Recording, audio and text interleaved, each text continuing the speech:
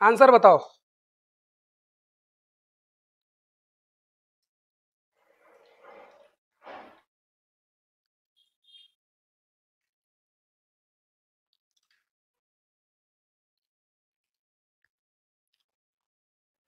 Answer बताओ।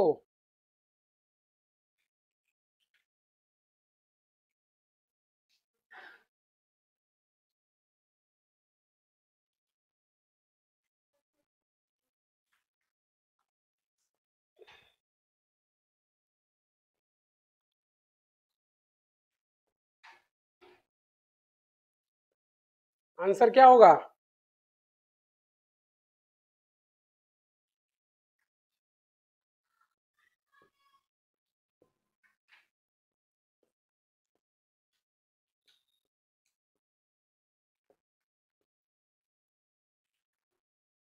Number first क्या था? सेकेंड, थर्ड, फोर्थ, यही है। तो क्वेश्चन हमारा है कि इन के ऑक्सीजन का एटॉमिक रेडियस हम लोग ज्ञात कर सकते हैं। ठीक है, तो हमने तुम लोगों को बताया था कि एटॉमिक रेडियस सिंगल एटम का हम लोग फाइंड आउट करते हैं, लेकिन सिंगल एटम में एटॉमिक रेडियस फाइंड आउट कर ही नहीं सकते। उसके रीजंस क्या थे कि जो सिंगल एटम होता है उसमें नंबर ऑफ सेल इनफाइनाइट होते हैं। बोलो। और हमने दूसरा बताया था कि जो सिंगल एटम होता है उसका एग्जिस्टेंस होता ही नहीं है। तो हम लोग एटॉमिक रेडियस फाइंड आउट करने के लिए किसी बंधित या बॉन्डेड पेयर का यूज करते थे। तो इसमें जो हमारा यौगिक है, कंपाउंड्स है, इसमें देखोगे ऑक्सीजन को, तो ऑक्सीजन डबल बॉन्ड के साथ है, मतलब हम लोग जो भी इसमें रेडियस फाइंड आउट करेंगे वो गलत होगा, क्योंकि हमें क्या चाहिए? Single bonded. ओजोन, ये भी डबल बॉन्डेड होता है, इससे भी हम लोग रेडियस नहीं फाइंड आउट कर सकते। हाइड्रोजन परऑक्साइड, तो ये ऑक्सीजन, ये ऑक्सीजन, ये हाइड्रोजन और ये हाइड्रोजन, इसमें देखोगे तो सभी क्या है? Single bonded. तो हमने यही तो बोला था कि सिंगल बॉन्डेड से ही हम लोग एटॉमिक रेडियस फाइंड आउट कर सकते हैं। तो यहाँ से ऑक्सीजन की रेडियस हम लोग ज्ञात कर सकते हैं। बोलो। तो आंसर क्या हो गया? थर्ड। यानी कि सिंगल बॉन्डेड होना बहुत इंपॉर्टेंट है। अगर सिंगल बॉन्डेड नहीं है तो हम लोग जो भी रेडियस फाइंड आउट करेंगे वो सब क्या होगा? गलत होगा। बताया था कि नहीं बताया था ऐसा?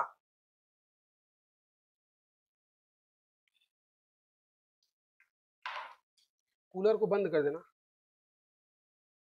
फालतू चल रहा है। बंद है। लिख चुके? अगला क्वेश्चन। क्वेश्चन सेम है, आगे तुम लिख देना फॉर द कार्बन एटम, तुम लोग लिख लेना कार्बन परमाणु के लिए। क्वेश्चन सेम है, उसी में नीचे तुम लिखना कार्बन परमाणु के लिए, फॉर कार्बन एटम।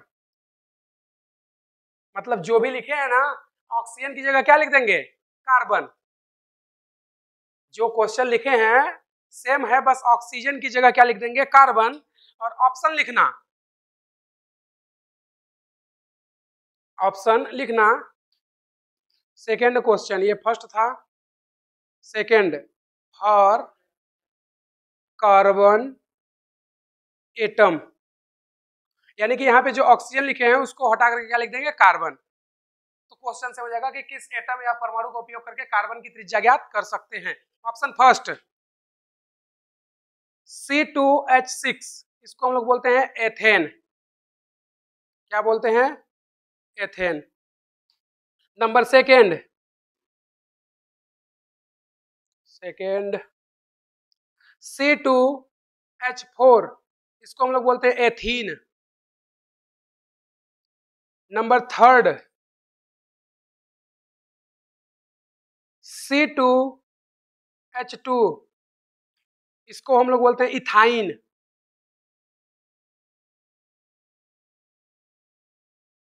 और number fourth all of these. क्या होगा आंसर?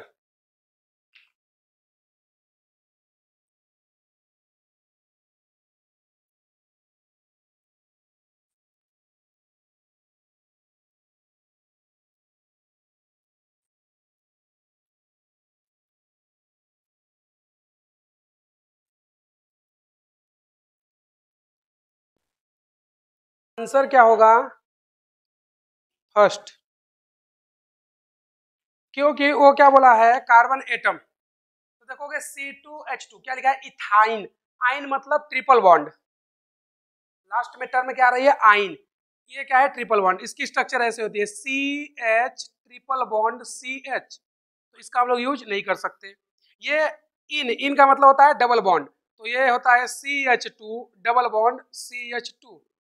ये सिंगल बॉन्डेड होता है CH3 सिंगल बॉन्ड CH3। और हाइड्रोजन कार्बन के बीच में भी जो बॉन्ड है वो भी सिंगल ही होता है। तो हमें कैसा आइटम चाहिए, सिंगल बॉन्डेड। तो हमारा आंसर क्या हो जाएगा, फर्स्ट। अगला क्वेश्चन, क्वेश्चन सेम है, लिख दे रहे हैं फॉर नाइट्रोजन एटम। और नाइट्रोजन एटम हिंदी में बोल सकते हो कार्बन परमाणु के लिए, मतलब जो है क्वेश्चन ऑक्सीजन की जगह चेंज करके क्या लिख दो, नाइट्रोजन। ऑप्शन, ऑप्शन फर्स्ट है N2, ऑप्शन सेकंड है N2H4, ऑप्शन थर्ड है बोथ 1 and 2, और ऑप्शन फोर्थ है नन ऑफ दीज, इनमें से कोई नहीं। चौथा ऑप्शन तुम लोगों का है आंसर।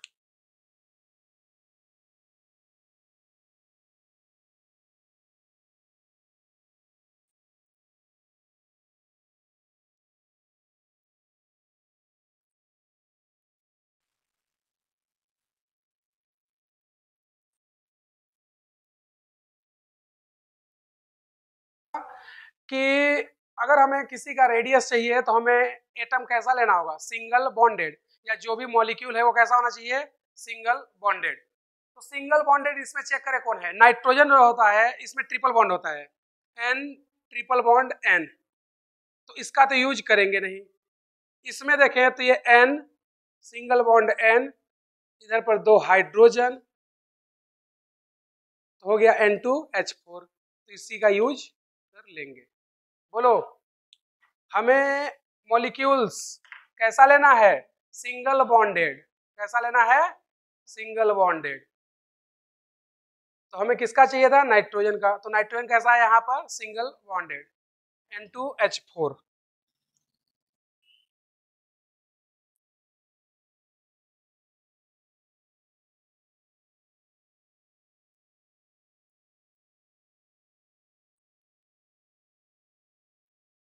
तो X पॉजिटिव की त्रिज्या क्या होगी, छोटू तुम लिखना। If atomic radius of X, if atomic radius of X 135 picometer,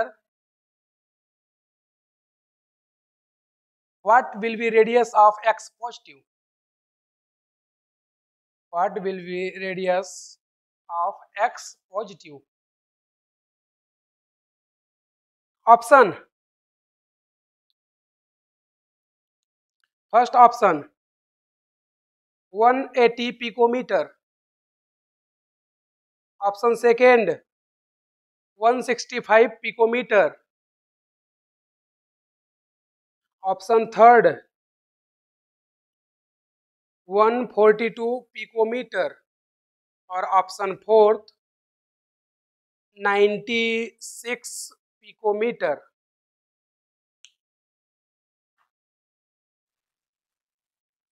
देखते हैं, अपने कॉन्सेप्ट को हम लोग यूज करते हैं जो पढ़े हैं, ठीक है, और देखते हैं कि इसका आंसर क्या होगा।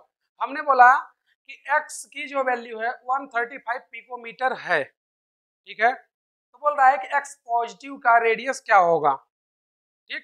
तो x पॉजिटिव का वैल्यू है 135, तो हमें इतना पता है कि x पॉजिटिव की जो भी वैल्यू होगी इससे कम होगी, क्योंकि पॉजिटिव चार्ज इंक्रीज होता है तो जेड इफेक्टिव भी इंक्रीज, और जेड इफेक्टिव इंक्रीज तो साइज डिक्रीज। तो यहाँ से क्या हम बोल सकते हैं कि x positive less than x, ये क्या हो गया साइज, बोलो, यानी कि x का साइज जो है ज्यादा है x पॉजिटिव से, यानी कि x पॉजिटिव की साइज क्या है लेस देन x। क्यों? क्योंकि पॉजिटिव चार्ज बढ़ा तो जेड इफेक्टिव भी इंक्रीज, अगर जेड इफेक्टिव इंक्रीज तो साइज क्या हो गया डिक्रीज, तो यानी कि इसका साइज क्या हो गया डिक्रीज, ये छोटा हो गया, तो इसका जो भी आंसर होगा इससे तो कम ही होगा। 135 से कम ऐसा कौन सा ऑप्शन है? 96 पिकोमीटर, यही है हमारा आंसर। बोलो, किसी को कोई डाउट? इसमें दिमाग लगाना था, जो कि तुम लोगों के पास तो मानते हो तुम लोग।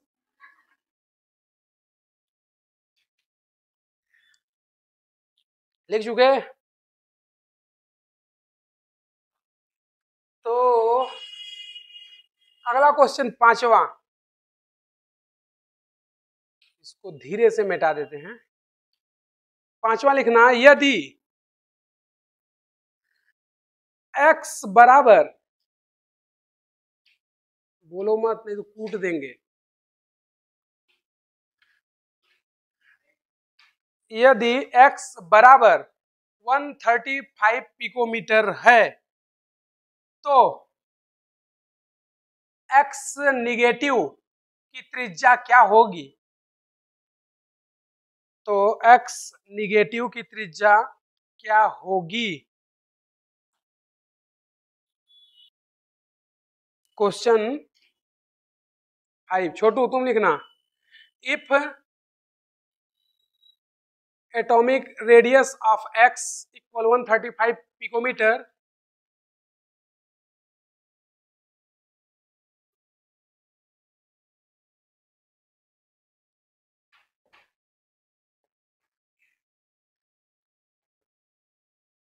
लिखे, what will be radius of x negative, what will be radius of x negative? Number first option 98, number second option 110, picometre लगा लेना, नंबर थर्ड ऑप्शन 125 पिकोमीटर, और नंबर फोर्थ ऑप्शन 172 पिकोमीटर।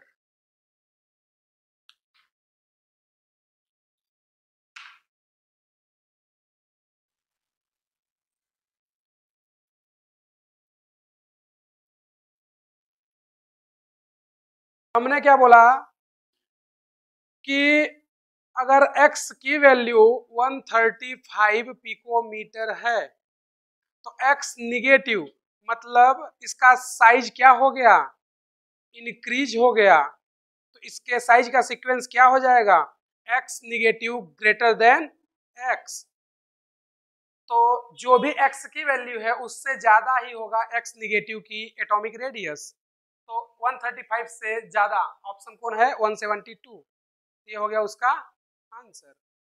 बोलो,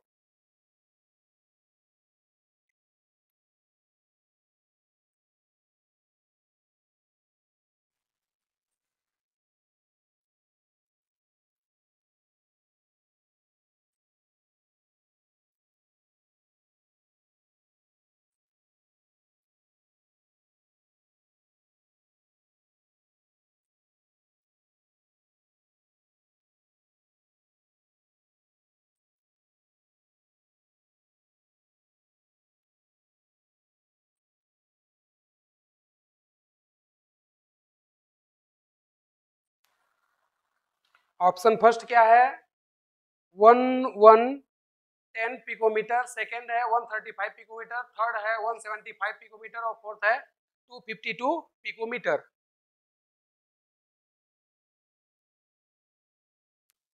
क्या बोल दिया कुछ समझा नहीं आ रहा है, देखना बोला है X2 गैस का रेडियस हमें दिया है, ठीक है, x2 सॉलिड की रेडियस क्या होगी ये हमसे पूछ रहा है। तो हमने तुम्हें कॉन्सेप्ट बताया था कि जो सॉलिड होता है, क्या सॉलिड, इसमें जो रेडियस होता है वो होता है वान डेर वाल रेडियस। बोलो। और वो किस में होता है? नॉन मेटल और इनर्ट गैस में। लेकिन होना कैसा चाहिए? सॉलिड स्टेट में। और हमने बोला था कि अगर कोई गैस है या कोई और है तो उनमें जो मेटल होगा या जो रेडियस होता है वो क्या होता है? कोवेलेंट रेडियस या सहसंयोजी त्रिज्या। तो ये गैस है और ये इधर सॉलिड है। तो हमने बताया था कि x2 solid almost 2 times of x2 gas. मतलब जो गैस की वैल्यू है उसमें 2 का मल्टीप्लाई कर दो तो सॉलिड का रेडियस आ जाएगा। 131 का डबल क्या होगा? 262, 262। 131 का 2 गुना। भाई यहाँ पर गैस की वैल्यू दी हुई है कितना? 131। तो हमने क्या लिखा है? x2 gas. तो यहाँ पर गैस की वैल्यू रख देते हैं ना, क्या? 2 गुणे 131 पिकोमीटर। तो कितना आ जाएगा? 262 पिकोमीटर। ये किसका वैल्यू है? ये वैल्यू है x2 सॉलिड की। और इसी का तो हमसे वैल्यू पूछा था, x2 सॉलिड की। लेकिन ऑप्शन में तो कोई है ही नहीं। लेकिन हमने यहाँ पर एक चिन्ह लगाया है, ऑलमोस्ट इक्वल होगा। तो क्या 252 उसके आसपास में नहीं है? तो आंसर क्या हो गया? फोर्थ। यहाँ पर ऑलमोस्ट इक्वल लिखा है, मतलब लगभग बराबर होता है। तो 262 252 के ऑलमोस्ट आस पास है। किसी को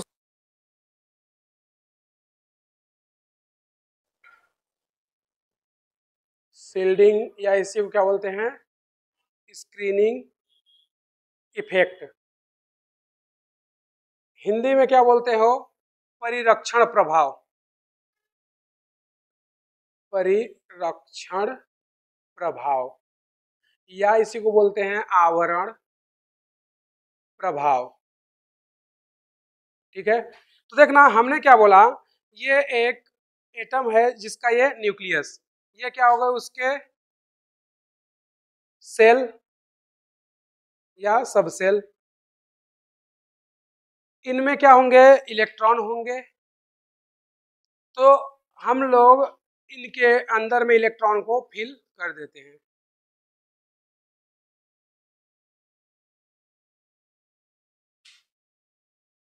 चार, 5, 6, 8। ठीक है। और इधर पे भी इलेक्ट्रॉन है, इसको नहीं बनाते हैं, थोड़ा अच्छे से दिखेगा हमें जो चाहते हैं। तो देखना एक इसमें जो है 2 इलेक्ट्रॉन है हमारे पास, मान लेते हैं। ये किसका हो गया? 8, 2, 10, 2, 12 मैग्नीशियम हो गया। मैग्नीशियम में टोटल नंबर ऑफ इलेक्ट्रॉन कितने होते हैं? 12, क्योंकि उसका एटॉमिक नंबर कितना होता है? 12।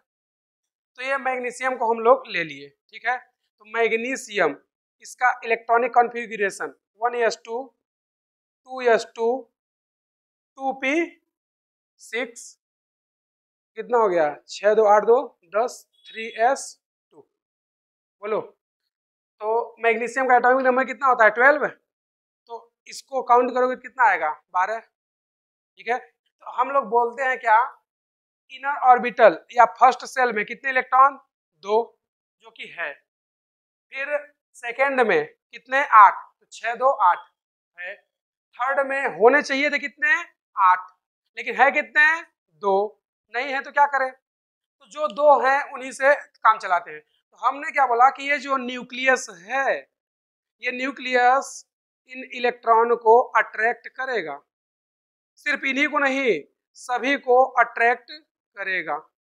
बोलो क्यों? क्योंकि इलेक्ट्रॉन के पास चार्ज कैसा होता है? निगेटिव। और न्यूक्लियस के पास चार्ज कैसा है? पॉजिटिव। तो जब अपोजिट चार्ज होते हैं तो वो एक दूसरे को क्या करते हैं? अट्रैक्ट, यानी कि विपरीत आवेश एक दूसरे को आकर्षित करते हैं। जबकि सेम चार्ज क्या करते हैं, रिपेल करते हैं, यानी कि समान आवेश एक दूसरे क्या करेंगे, प्रतिकर्षित। तो यहाँ पर न्यूक्लियस चाहे इनर सेल का इलेक्ट्रॉन हो या आउटर सेल का इलेक्ट्रॉन हो, सभी को क्या कर रहा है, अट्रैक्ट कर रहा है। लेकिन जो इनर ऑर्बिटल के इलेक्ट्रॉन हैं वो आउटर इलेक्ट्रॉन को रिपेल करेंगे। कैसे, हमने क्या बोला कि ये इलेक्ट्रॉन इस पर चार्ज माइनस, तो ये भी तो कौन है, इलेक्ट्रॉन, इस पर भी चार्ज माइनस, तो क्या ये इलेक्ट्रॉन इसको रिपेल नहीं करेगा, क्या ये इलेक्ट्रॉन इसको रिपेल नहीं करेगा, बिल्कुल करेगा, क्योंकि चार्ज कैसा है, सेम। तो इनर ऑर्बिटल के इलेक्ट्रॉन आउटर ऑर्बिटल के इलेक्ट्रॉन को क्या कर रहे हैं, रिपल या प्रतिकर्षित कर रहे हैं। तो इस तरीके से जो इनर ऑर्बिटल के इलेक्ट्रॉन हैं वो एक शील्ड का फॉर्मेशन करते हैं, एक आवरण का निर्माण करते हैं, जिसे हम लोग क्या बोलते हैं, परिरक्षण प्रभाव। अब बताओ, इनर ऑर्बिटल में जितने ज्यादा इलेक्ट्रॉन इंक्रीज होंगे, आउटर इलेक्ट्रॉन को उतना ही ज्यादा स्क्रीनिंग इफेक्ट मिलेगा कि नहीं मिलेगा, क्योंकि ये शील्ड और स्ट्रॉन्ग हो जाएगा, तो इनको प्रतिकर्षित ज्यादा करेंगे, करेंगे कि नहीं करेंगे। तो हम लोग बोल सकते हैं कि इनर ऑर्बिटल में इलेक्ट्रॉन का नंबर इंक्रीज होने से शील्डिंग इफेक्ट भी इंक्रीज हो जाएगा। बोलो, तो इसी को हम लोग बोलते थे क्या, परिरक्षण प्रभाव या आवरण प्रभाव। तो सीधा सा एक लाइन में बोल सकते हैं कि आंतरिक कोश के इलेक्ट्रॉन बाह्य कोश के इलेक्ट्रॉन को प्रतिकर्षित करते हैं, जिसको परिरक्षण प्रभाव कहा जाता है। ठीक है, इंग्लिश में क्या बोलेंगे, इनर सेल के इलेक्ट्रॉन आउटर सेल के इलेक्ट्रॉन को रिपेल करते हैं, जिसको हम लोग क्या बोलते हैं, स्क्रीनिंग इफेक्ट। समझे।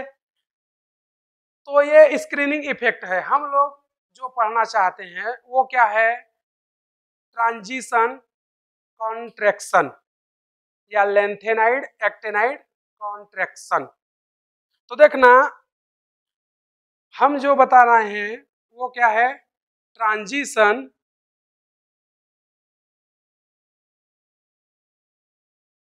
कॉन्ट्रैक्शन, हिंदी में बोलते हैं इसको संक्रमण संकुचन, तत्व तो नहीं बोलते, एलिमेंट होता है वो। तो ट्रांजिशन कॉन्ट्रैक्शन या संकुचन, तो ट्रांजिशन टर्म आया है, ट्रांजिशन मतलब डी ब्लॉक एलिमेंट, ट्रांजिशन मतलब डी ब्लॉक एलिमेंट। बोलो, तो हम लोग यहाँ पे बोल सकते हैं कि डी ब्लॉक एलिमेंट के कारण जो कॉन्ट्रैक्शन होता है उसी को हम लोग क्या बोलते हैं, ट्रांजिशन कॉन्ट्रैक्शन। अब ये होता क्या है और कैसे होता है, और हमने इसका एप्लीकेशन भी बताया था कि जो गैलियम एटम है उसका साइज एल्यूमिनियम एटम के इक्वल हो जाता है ड्यू टू डी कॉन्ट्रैक्शन, यानी कि संक्रमण संकुचन के कारण। तो हमने इसमें तुम्हें दो चीजें बताया था, एल्यूमिनियम का साइज गैलियम के इक्वल होता है या गैलियम का साइज एल्यूमिनियम के। तो एक्चुअल में जो करेक्ट आंसर था वो क्या था, गैलियम का साइज कहाँ हो गया, एल्यूमिनियम के इक्वल।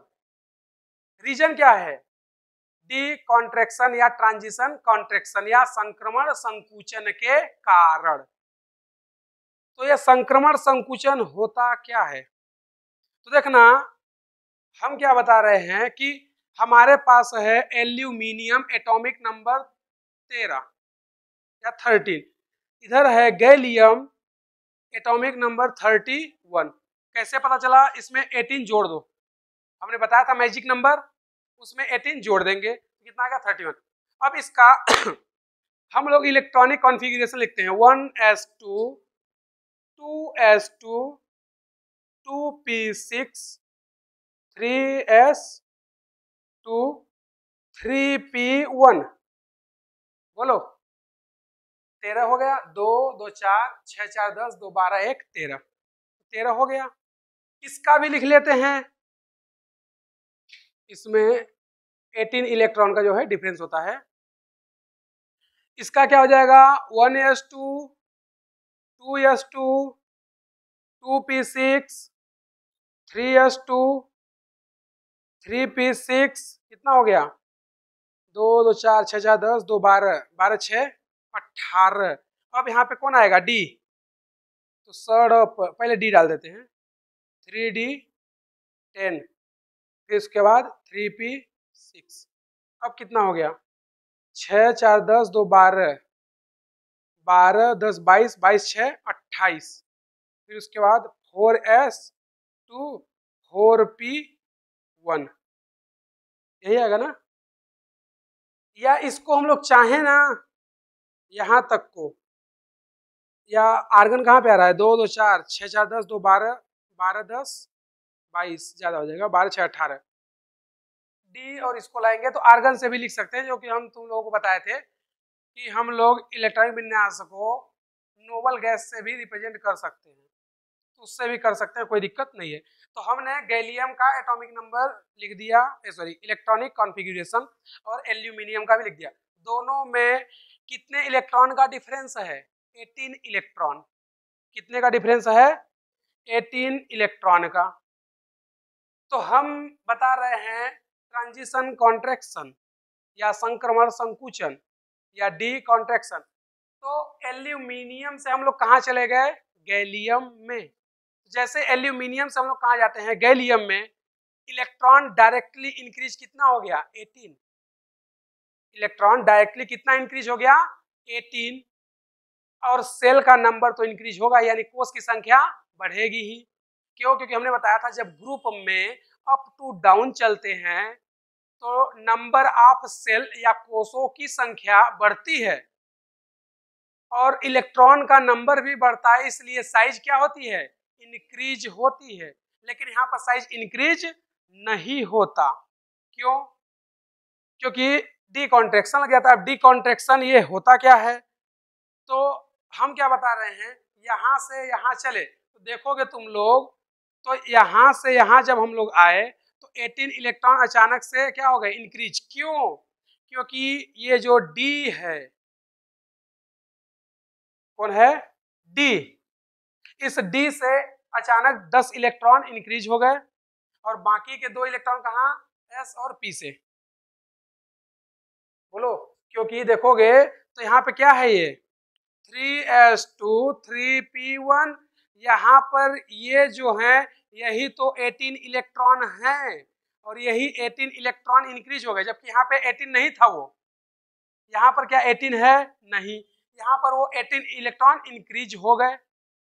यहाँ पर 3p तक है, जबकि यहाँ पर 4p आ गया। तो इसका मतलब इलेक्ट्रॉन इंक्रीज हुआ कब, जब नंबर ऑफ सेल या कोष की संख्या क्या हो गई, इंक्रीज हो गई या बढ़ गई। तो जब सेल या कोष की संख्या इंक्रीज हुई तो इलेक्ट्रॉन ऑलरेडी इंक्रीज होगा, और जब इलेक्ट्रॉन इंक्रीज होगा तो हमने बताया था कि अगर इलेक्ट्रॉन इंक्रीज होगा तो स्क्रीनिंग इफेक्ट भी इंक्रीज होगा। बोलो भाई, इसमें 2 इलेक्ट्रॉन है, हम इसमें 18 इलेक्ट्रॉन भर दे तो अब रिपल्सन और ज्यादा, रिपल्सन जितना ज्यादा स्क्रीनिंग इफेक्ट उतना ही ज्यादा। स्क्रीनिंग इफेक्ट ज्यादा होगा तो स्क्रीनिंग इफेक्ट का सीधा सा मतलब हम लोग ये बोल सकते हैं कि साइज इंक्रीज होता है। बोलो क्यों, क्योंकि इलेक्ट्रॉन और इलेक्ट्रॉन क्या कर रहे हैं, रिपेल। तो रिपेल करेंगे तो इलेक्ट्रॉन क्या होंगे, दूर जाएंगे, और दूर जाएंगे तो साइज क्या होगा, इंक्रीज। तो स्क्रीनिंग इफेक्ट क्या चाहता था कि साइज इंक्रीज हो जाए, लेकिन क्या बताओ 18 इलेक्ट्रॉन बढ़ रहा है तो प्रोटॉन भी तो 18 बढ़ेंगे। प्रोटॉन मतलब न्यूक्लियस चार्ज, यानी जेड इफेक्टिव भी तो इंक्रीज होगा, और जब जेड इफेक्टिव भी इंक्रीज होगा तो वो क्या चाहेगा, साइज इंक्रीज ना हो। तो स्क्रीनिंग इफेक्ट भी इंक्रीज हुआ, जेड इफेक्टिव भी इंक्रीज हुआ, दोनों ही इंक्रीज हुए, और दोनों ही फैक्टर एक दूसरे को बैलेंस कर देते हैं। भाई जितना जेड इफेक्टिव इंक्रीज होगा उतना ही स्क्रीनिंग इफेक्ट या सिग्मा इंक्रीज होगा। भाई 18 इलेक्ट्रॉन अगर इंक्रीज हो रहे हैं तो जेड इफेक्टिव भी तो 18 से इंक्रीज होगा ना, यानी कि प्लस चार्ज या पॉजिटिव चार्ज भी 18 से इंक्रीज होगा। तो दोनों 18 से इंक्रीज हुए कि नहीं हुए, तो जेड इफेक्टिव भी 18 से इंक्रीज हुआ और स्क्रीनिंग इफेक्ट या सिग्मा भी 18 से इंक्रीज हुआ। तो दोनों ही फैक्टर क्या हुए, इंक्रीज। तो जब दोनों ही इंक्रीज हुए तो एक चाहता है कि साइज इंक्रीज ना हो, दूसरा चाहता है साइज डिक्रीज ना हो। जेड इफेक्टिव क्या चाहता है, साइज डिक्रीज ना हो, और परिरक्षण प्रभाव या स्क्रीन इफेक्ट क्या चाहता है, साइज इंक्रीज हो। तो एक चाहता है डिक्रीज हो और एक चाहता है इंक्रीज। जब दोनों ही इक्वल इंक्रीज हुए तो ना तो वो घटने देगा और ना वो बढ़ने देगा, मतलब ना तो जेड इफेक्टिव डिक्रीज होने देगा और ना ही स्क्रीनिंग इंक्रीज होने देगा। दोनों ही फैक्टर क्या कर देंगे, एक दूसरे को बैलेंस कर देंगे। इसलिए एल्यूमिनियम और गैलियम का साइज ऑलमोस्ट इक्वल होता है, यानी कि गैलियम का साइज एल्यूमिनियम के बराबर हो जाता है। समझे कि नहीं समझे? तो देखना इसको हम कैसे बता रहे हैं। हम बोले कि जो हमारे पास एल्यूमिनियम था और यहां से कहां चल दिए, गैलियम एटम के पास, ठीक है, एटॉमिक नंबर 30 और एटॉमिक नंबर इसका 31, यही है। एल्यूमिनियम से कहां जा रहे हैं, गैलियम में। इलेक्ट्रॉन कितना इंक्रीज हुआ, 18। इलेक्ट्रॉन कितना इंक्रीज हुआ, 18। तो हम बोल रहे हैं यहाँ पर कि यहां से यहां गए तो इलेक्ट्रॉन इंक्रीज हुआ 18 इलेक्ट्रॉन। बोलो, तो क्या हम बोल सकते हैं कि जब हम लोग यहां से यहां जाते हैं तो n-1d, n-1d, क्योंकि यहाँ पर एक्चुअली इलेक्ट्रॉन जो आए हैं वो किसके कारण है, डी के कारण। तो डी में इलेक्ट्रॉन कितने इंक्रीज हो गए, 10, क्योंकि पी देखोगे तो पहले भी था, पी अभी भी है, चेंज कौन किया है, डी, क्योंकि कौन आ गया, डी। तो हम लोग बोल सकते हैं कि n-1d के जो हैं वो इलेक्ट्रॉन इंक्रीज हो गए, कितने, 10 इलेक्ट्रॉन। और साथ ही साथ n-1d में 10 इलेक्ट्रॉन तो इंक्रीज हुए। नंबर ऑफ सेल 4p इसमें था ही नहीं, यहाँ पर 4p आ गया, तो क्या बोल सकते हैं, नंबर ऑफ सेल इंक्रीज हो गया। भाई जब तक सेल इंक्रीज नहीं होगा इलेक्ट्रॉन कैसे इंक्रीज होंगे, मतलब अगर तुम्हारे पास घर ही नहीं है तो रहने के लिए लोग कहाँ से लाओगे, लेकिन अगर घर है तो रहने के लिए लोग आ जाएंगे बिना बुलाए। ऐसे ही होता है ना कि पहले एक लोग रूम लेते हैं फिर 4 लोग और आ जाते हैं, क्या रूम खाली है, हम तुम्हें रख लेते हैं। तो ऐसा ही तो हुआ है कि पहले क्या हुआ है, number of cell, number of cell, Hindi में क्या बोलोगे, कोष की संख्या, कोष की संख्या, ये क्या हो गया है, इंक्रीज। बोलो, जब ये इंक्रीज होगा तो इलेक्ट्रॉन ऑलरेडी इंक्रीज होंगे, तो दोनों ही तो इंक्रीज हुए, नंबर ऑफ सेल इंक्रीज हुआ इसलिए इलेक्ट्रॉन इंक्रीज हुआ। क्यों, क्योंकि हम लोग कहाँ जा रहे हैं, एल्यूमिनियम से गैलियम, यानी कि अप टू डाउन। तो जब अप टू डाउन गए तो नंबर ऑफ सेल इंक्रीज हुआ इसलिए इलेक्ट्रॉन भी इंक्रीज हो गए। जब इलेक्ट्रॉन इंक्रीज हुए तो यहाँ पर अब क्या लगेगा, स्क्रीनिंग इफेक्ट, क्या लगेगा, स्क्रीनिंग इफेक्ट। तो यहाँ पर हम लोग बोल सकते हैं पुअर स्क्रीनिंग। ऐसा क्यों बोल रहे हैं, ऐसा इसलिए बोल रहे हैं क्योंकि जो इलेक्ट्रॉन आ रहे हैं वो आउटर सेल में आ रहे हैं, इनर में नहीं आ रहे हैं। भाई इनर में तो पहले भी इलेक्ट्रॉन इतने थे, ठीक है, अभी भी इतने हैं, ये लोग कहाँ आ रहे हैं, सब आउटर में। तो आउटर में आएंगे तो स्क्रीनिंग ज्यादा इफेक्टेड नहीं होगी लेकिन पुअर हो जाएगी, क्योंकि अंदर तो जो था वो फिक्स है, फिर इंक्रीज कहाँ हुआ, बाहर। तो इनर सेल के इलेक्ट्रॉन फिक्स है लेकिन आउटर सेल के इलेक्ट्रॉन इंक्रीज हो गए, तो स्क्रीनिंग इफेक्ट अब क्या हो जाएगा, पुअर। स्क्रीनिंग इफेक्ट पुअर, यानी कि स्क्रीनिंग इफेक्ट या सीधे पुअर स्क्रीनिंग लिख दिया वही ठीक है। तो जो पुअर स्क्रीनिंग है यहाँ पर एक्चुअल में हुआ क्या, यानी कि दुर्बल परिरक्षण। पहले स्ट्रॉन्ग लग रहा था, क्यों, क्योंकि इनर के इलेक्ट्रॉन ज्यादा थे, आउटर के इलेक्ट्रॉन कम थे। यहाँ पर देखो, तो यहाँ पर तुम लोगों को दिखाई दे रहा होगा कि ये है इनर इलेक्ट्रॉन, ये ज्यादा है और आउटर में कितने हैं, केवल 3। अब इनर में इलेक्ट्रॉन ये हो गए और आउटर में कितने, अभी भी 3।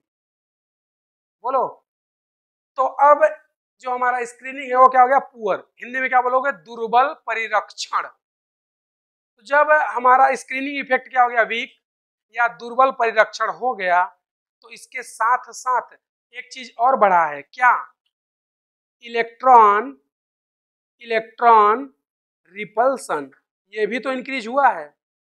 बोलो, इलेक्ट्रॉन और इलेक्ट्रॉन के बीच में रिपल्सन या प्रतिकर्षण, ये क्या हुआ है, इंक्रीज, तो हमने लिख दिया रिपल्सन मतलब प्रतिकर्षण। इलेक्ट्रॉन और इलेक्ट्रॉन के बीच में रिपल्सन इंक्रीज होगा, क्यों? क्योंकि इलेक्ट्रॉन सीधे कितने इंक्रीज होगा, 18, या n-1d की बात करें तो कितने, 10। 10 इलेक्ट्रॉन इंक्रीज हुए तो स्क्रीनिंग क्या हो गया, पुअर या वीक हो गया। इलेक्ट्रॉन इलेक्ट्रॉन के बीच में रिपल्सन क्या हो गया, इंक्रीज हो गया। तो यहां से अगर स्क्रीनिंग इफेक्ट डिक्रीज हुआ तो जेड इफेक्टिव बढ़ेगा कि नहीं बढ़ेगा? तो यहां से हम लोग बोल सकते हैं कि जेड इफेक्टिव ये क्या हो गया, इंक्रीज। और अगर ये इंक्रीज हुआ है तो बोल सकते हैं सिग्मा भी क्या हो गया, इंक्रीज। दोनों क्या हुए, इंक्रीज। जेड इफेक्टिव इंक्रीज हुआ क्योंकि स्क्रीनिंग क्या हो गया, पुअर या दुर्बल या कमजोर। इलेक्ट्रॉन इलेक्ट्रॉन में रिपल्सन इंक्रीज हो गया तो सिग्मा क्या हो गया, इंक्रीज। क्यों? क्योंकि अब साइज क्या होगा, बड़ा। तो फाइनली हुआ क्या, दोनों लोग बढ़े, जेड इफेक्टिव भी बढ़ा, सिग्मा भी बढ़ा। बोलो, अब जब दोनों बढ़ेंगे तो दोनों ही फैक्टर क्या करेंगे, एक दूसरे को बैलेंस कर देंगे। यानी कि ये चाहता है साइज क्या, डिक्रीज ना हो, और ये चाहता है कि साइज इंक्रीज ना हो। तो हम लोग बोल सकते हैं यहां से बोथ फैक्टर बैलेंस्ड।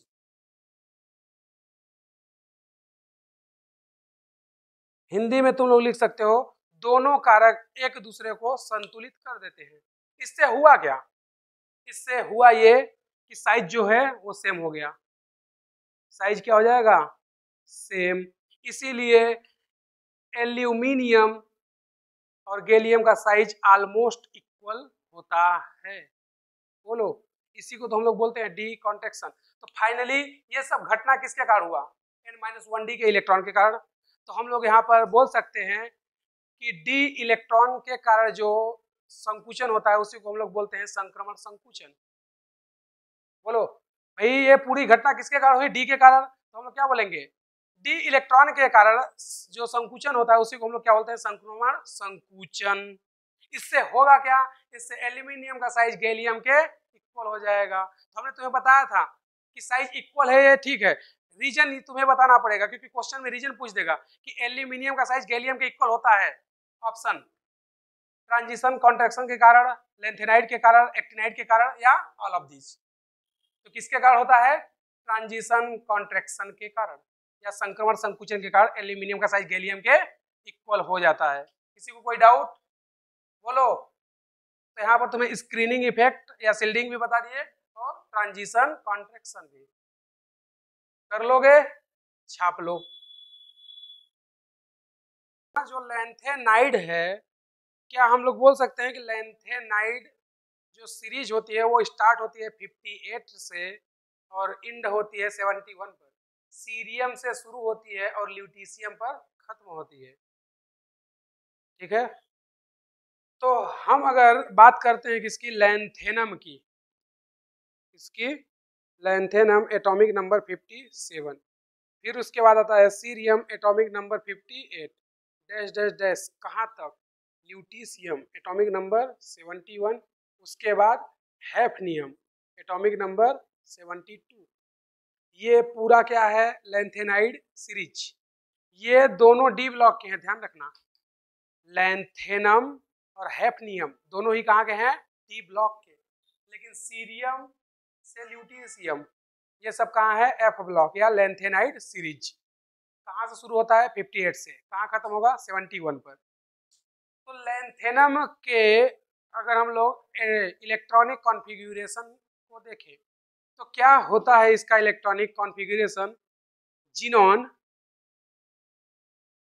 अब बताओ जिनॉन किस पीरियड का है, पांचवे। Helium neon argon krypton xenon पांचवा। तो अगर ये पांचवे का है, इसका एन जो है पांचवा, तो हम लोग शुरू कहां से करेंगे, छठवे से। तो छठवे से क्या लिखेंगे, स। छठवे में क्या आता है, स ह ड़ प। बोलो, नहीं आया भाई। अगर ये 5 से है तो हम लोग शुरू कहां से करेंगे, 6 से, स फ ड़ प। अब इलेक्ट्रॉन फिल करके देख लेते हैं, जिसका जरूरत होगा उसको रखेंगे, जिसका जरूरत नहीं है उसको निकाल लेंगे। तो पी की जरूरत है ही नहीं, क्यों? क्योंकि पहले इलेक्ट्रॉन कहाँ फिल होंगे? एस में, फिर उसके बाद कहाँ जाएंगे? एफ में, लेकिन जाता नहीं है, और डी में। इसमें इलेक्ट्रॉन जीरो होते हैं, तो इसको लिखे या ना लिखे कोई फर्क नहीं पड़ता। और हमने तुम लोगों को बताया था क्या? हमने तुम लोगों को बताया था कि जो लैंथेनम होता है, जो लैंथेनम होता है, इसके बारे में तुम लोगों को एक्सेप्शन वगैरह बताए थे, बताए थे कि नहीं बताए थे? तो लैंथेनम का जो इलेक्ट्रॉनिक कॉन्फ़िगरेशन है वो क्या है? 6s2 4f0 5d1, यानी कि इसका इलेक्ट्रॉन एफ में नहीं जाएगा। क्यों नहीं जाएगा? क्योंकि ये डी ब्लॉक का है। डी ब्लॉक का है तो लास्ट इलेक्ट्रॉन कहाँ जाएगा? डी में। अगर एफ का होता तो लास्ट इलेक्ट्रॉन कहाँ जाता? एफ में। तो यहाँ से हम लोग सीरियम का इलेक्ट्रॉनिक विन्यास लिख सकते हैं क्या? बिल्कुल लिख सकते हैं। कैसे? देखना, सीरियम का इलेक्ट्रॉनिक विन्यास मैं बता रहा हूँ कैसे लिखेंगे। जो है वही same, xenon 6s2 4f1 5d1। बोलो, एक इलेक्ट्रॉन एफ में चला गया और एक इलेक्ट्रॉन डी में चला गया, तो लास्ट इलेक्ट्रॉन कहाँ गया है? एफ में। इसलिए सीरियम एफ ब्लॉक का एलिमेंट है। अगर हम लोग बात करें ल्यूटीशियम की 71 की, तो क्या होगा? जो भी है इन सभी को फुल कर दो, ठीक है? जो भी है इन सभी को क्या कर दें? फुल कर दे। तो क्या हो जाएगा? इसका इलेक्ट्रॉनिक विन्यास जीनोन 6s2 4f14 5d10 नहीं होता है, 1 ही होता है, d1 ही होगा। समझे? जब तुम्हें एफ ब्लॉक पढ़ाएंगे तो वहां पर इनका कॉन्फ़िगरेशन निकालना सिखाएंगे कैसे, क्योंकि लास्ट इलेक्ट्रॉन कहाँ जाना चाहिए? एफ में। अगर डी में लास्ट इलेक्ट्रॉन डाल दोगे तो ये कहाँ का हो जाएगा? डी ब्लॉक का। इसलिए हमने डी को अभी भी 1 ही रखा है।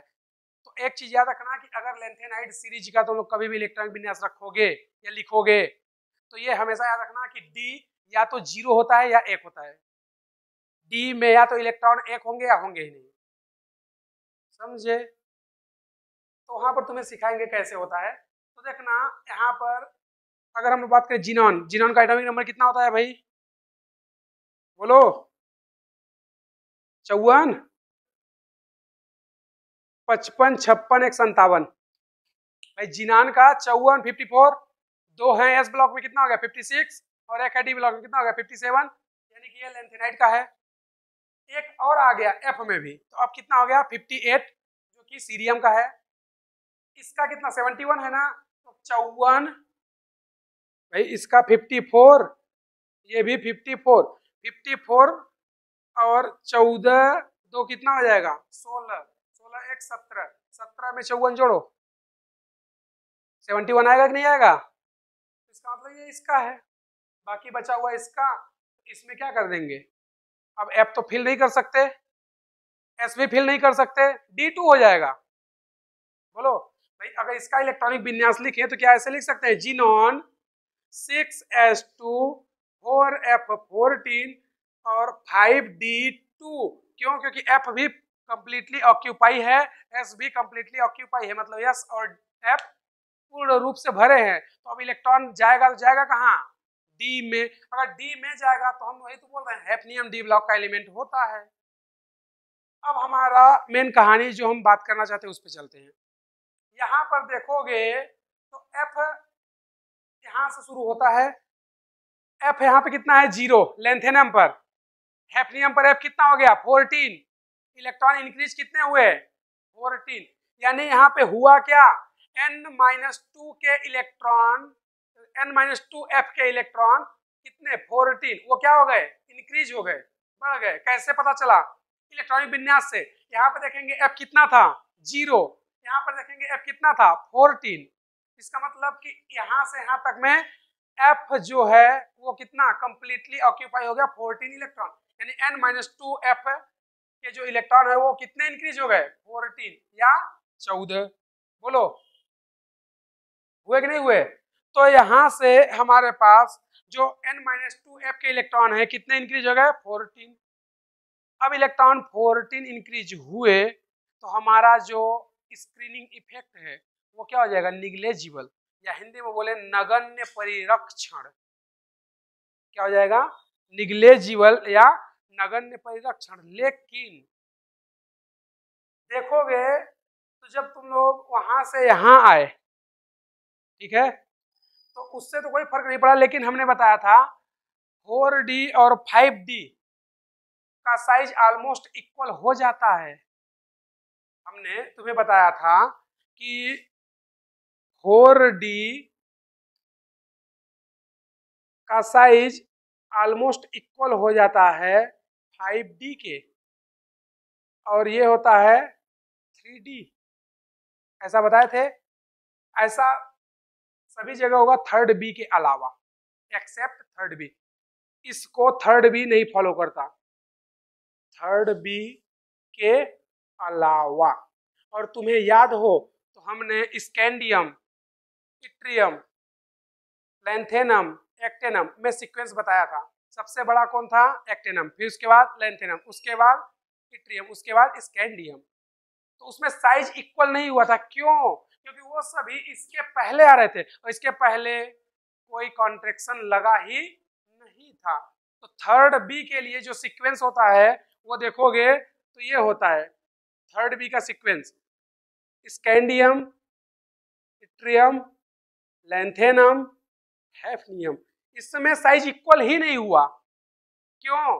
क्योंकि यहाँ पर ना तो डी कॉन्ट्रैक्शन हुआ था, ना तो यहाँ पर लेंथेनाइड कॉन्ट्रैक्शन हुआ है, और ना ही एक्टिनाइड। तो इसलिए साइज का सीक्वेंस ये हो गया। इसके अलावा जहां भी जाओगे 4D 5D, 4D 5D और 6D भी, क्योंकि 5D 6D में क्या हो जाता है एक्टिनाइड कॉन्ट्रैक्शन, तो उनका साइज क्या हो जाता है इक्वल। तो 4D और 5D इक्वल हो जाते हैं, 5D और 6D भी इक्वल हो जाते हैं, लेकिन ये थर्ड बी में नहीं लगता, या ग्रुप थर्ड में ये नहीं लगेगा। ये हमने तुम लोगों को बताया था।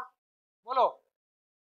तो हम बात कर रहे हैं यहाँ पे, तो क्या हम लोग बोल सकते हैं कि जब हम लोग यहाँ से चलेंगे कहाँ 4D से 5D में, कहाँ 4D से 5D में, तो हमने बताया कि यहाँ से जब हम लोग चले तो यहाँ पर हमारे पास हुआ क्या n-2f, n-2f 14, इलेक्ट्रॉन कितने बढ़ गए 14 इलेक्ट्रॉन इंक्रीज, साथ ही साथ 4 से कहाँ चल दिए 5D। जब 4 से 5D में जाएंगे तो हम लोग बोल सकते हैं नंबर ऑफ सेल, ये भी क्या हो गया इंक्रीज, या कोष या कक्षा की संख्या क्या हो गई इंक्रीज या बढ़ गई। जब इलेक्ट्रॉन इंक्रीज हुआ तो यहाँ पर क्या हो गया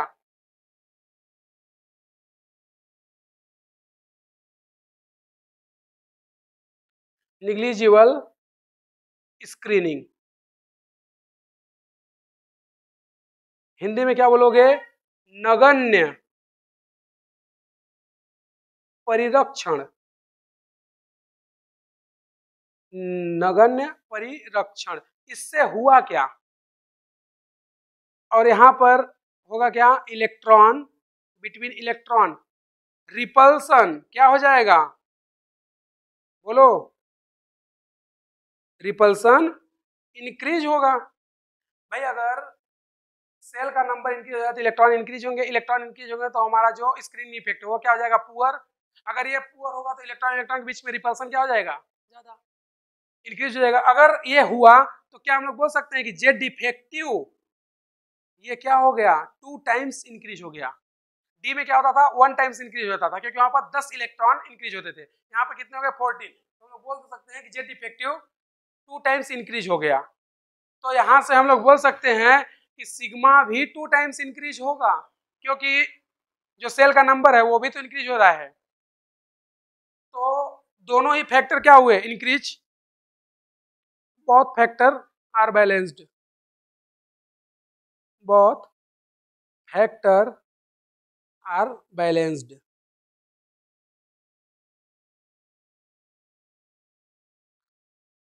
यानी कि दोनों ही कारक यानी जेड इफेक्टिव भी बढ़ा सिग्मा भी बढ़ा, यानी कि जेड इफेक्टिव और सिग्मा दोनों ही इंक्रीज हुए और दोनों ही क्या कर देंगे, एक दूसरे को कैंसिल कर देंगे, या बोले दोनों एक दूसरे को बैलेंस कर देंगे। अब जब दोनों बैलेंस करेंगे तो फिर क्या होगा, साइज क्या हो जाएगा, इक्वल, यानी 4D का साइज 5D के क्या हो जाएगा, इक्वल। तो यहाँ पर जब 4D से 5D में जाते हैं तो एक्चुअल में होता क्या है, 4D का साइज ऑलमोस्ट इक्वल हो जाता है 5D के। तो जब कभी भी 4D 5D में पूछे कि इनका जो साइज है इक्वल है रीजन, तो क्या बताओगे, ड्यू टू लेंथेनाइड कॉन्ट्रैक्शन या एलसी। तो जैसे अगर हमसे कोई पूछे कि मरकरी है और उसके साथ साथ कैडमियम है, कौन कौन, मरकरी, यहाँ पर देख लेते हैं, ये है मरकरी और ये है कैडमियम, ठीक है। इनमें सीक्वेंस क्या होगा साइज का, तो साइज का सीक्वेंस हम लोग बोलेंगे ऑलमोस्ट इक्वल होंगे। बोलो क्यों, ये है 4D और ये है 5D। Reason due to lanthanide contraction, Hindi में बोल सकते हैं लेंथेनाइड संकुचन के कारण मरकरी का आकार कैडमियम के बराबर हो गया। नहीं समझे, तो इसका रीजन क्या देंगे, एलसी, क्या देंगे, एलसी। अगला देखना एक्टिनाइड कॉन्ट्रैक्शन। एक्टिनाइड की अगर हम लोग बात करें तो एक्टिनाइड कहां से स्टार्ट होता है, 90 से, उसके पहले कौन आता है, 89, जिसको हम लोग क्या बोलते हैं, एक्टिनियम। ये कितना, 89। फिर उसके बाद ये शुरू होता है कहां से, थोरियम, थोड़े पहलवान उनसे बिकेंगे, ये कितना, 90। कहां तक चलेंगे, लॉरेंसियम, एलआर तक, कितना, 103। फिर 104 पर कौन आता है, 104। 104 का क्या नाम है, रदरफोर्डियम में भी, ये है ना, आरएफ। तो ये क्या हो गया, आरएफ, ये कितना, 104। अब यहां पर होगा क्या, हमने क्या बोला कि हमारा जो सीरीज है कौन, एक्टिनाइड, कहां से शुरू होता है, 90 से, खत्म कहां होता है, 103 पर। यानी कि ये जो एक्टिनाइड है और अगर पोडियम है, ये दोनों ही कहाँ हैं, डी ब्लॉक में। तो ये जितने भी बचे थोरियम टू लॉरेंसियम, ये सब कहाँ जाते हैं, एफ ब्लॉक के एक्टिनाइड सीरीज में। तो यहाँ पर अब क्या होगा, यहाँ पर कहानी सेम उसी के जैसे होगी, यहाँ पर भी कहानी सेम उसी के जैसे होगी, लेकिन इस बार हम लोग 5D से कहाँ चले जाएंगे, 6D में, क्योंकि रदरफोर्डियम कहाँ का है, 6D का, बोलो। तो अब हम लोग 5D से कहाँ जाएंगे, 6D में। तो कहानी क्या होगी, फिर से F के इलेक्ट्रॉन इंक्रीज हो जाएंगे, कितने, 14। और F के अगर इलेक्ट्रॉन 14 इंक्रीज हो रहे हैं तो साथ ही साथ नंबर ऑफ सेल भी तो इंक्रीज हो रहा है, कहाँ चले गए, 5D से 6D में। और नंबर ऑफ सेल अगर इंक्रीज हुआ तो हम लोग बोल सकते हैं इलेक्ट्रॉन इलेक्ट्रॉन के बीच में repulsion, between repulsion electron and electron क्या हो जाएगा, इंक्रीज। तो स्क्रीनिंग इफेक्ट क्या हो जाएगा, और पुअर, या सीधे बोलते हैं निग्लेजिबल, होगा ही नहीं। तो इससे क्या होगा, जेड इफेक्टिव 3 टाइम्स बढ़ जाएगा, 3 गुना। तो सिग्मा भी क्या हो जाएगा, 3 टाइम्स बढ़ जाएगा। दोनों ही इंक्रीज हुए, एक दूसरे क्या कर देंगे, बैलेंस। इससे होगा क्या, इससे 5D और 6D का साइज क्या हो जाएगा, ऑलमोस्ट इक्वल। बोलो, तो जो तुम लोग पढ़े थे कहाँ, थैलियम और लेड का साइज ऑलमोस्ट इक्वल होता है, यही पढ़े थे ना, वो किसके कारण होता है, लेंथेनाइड के कारण। और एल्यूमिनियम गैलियम का साइज इक्वल होता है किसके कारण, डी कॉन्ट्रैक्शन के कारण। तो ये सब जो भी पढ़े हो उसका रीजन तुम्हें पता होना चाहिए। तो हम क्या बता रहे हैं, अब यहाँ पे हम इलेक्ट्रॉनिक विन्यास लिख रहे हैं, डायरेक्टली बता रहे हैं क्या, कि यहाँ पर n-2f इक्वल 14, यानी कि 14 इलेक्ट्रॉन ये क्या हो गए, इंक्रीज। तो इसके साथ साथ क्या हो गया, नंबर ऑफ सेल, या बोले कोषों की संख्या, नंबर ऑफ सेल या बोले कोषों की संख्या, ये भी क्या हो गई, इंक्रीज। कहाँ चले गए हम लोग, 5D से 6D में। तो नंबर ऑफ सेल इंक्रीज, तो अगर नंबर ऑफ सेल इंक्रीज होंगे तो यहाँ से होगा क्या, यहाँ से सेम वही नगण्य परिरक्षण, नगण्य परिरक्षण, या हम लोग क्या बोल सकते हैं, यहाँ पर इलेक्ट्रॉन इलेक्ट्रॉन के बीच में जो रिपल्सन है, क्या इलेक्ट्रॉन इलेक्ट्रॉन के बीच में जो रिपल्सन है ये क्या हो जाएगा, इंक्रीज। तो अगर ये इंक्रीज हो रहा है तो हम लोग बोल सकते हैं जेड इफेक्टिव ये भी क्या होगा, इंक्रीज होगा 3 टाइम्स। तो यहाँ से सिग्मा भी क्या होगा, इंक्रीज होगा 3 टाइम्स। होगा क्या, दोनों फैक्टर बैलेंस कर देंगे। Both factor are balanced. तो इससे होगा क्या, 5D का साइज ऑलमोस्ट इक्वल हो जाएगा 6D के। बोलो, तो ओवरऑल अगर साइज का सीक्वेंस बोले तो 6D almost equal 5D, 5D almost equal 4D, but 4D greater than 3D।